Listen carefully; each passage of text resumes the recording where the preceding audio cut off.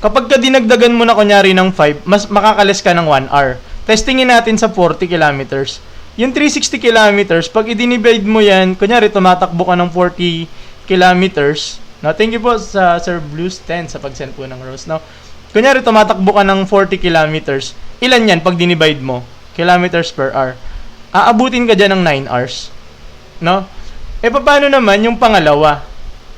Kailangan madadagdagan ka ng 5 kilometers per hour. Ibig sabihin, from 40, magiging 45 ka.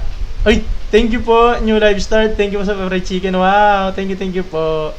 Sir Blues, maraming salamat po, no? Thank you po, no?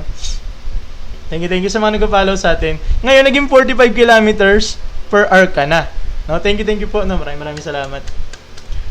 Uniform speed, ito 40.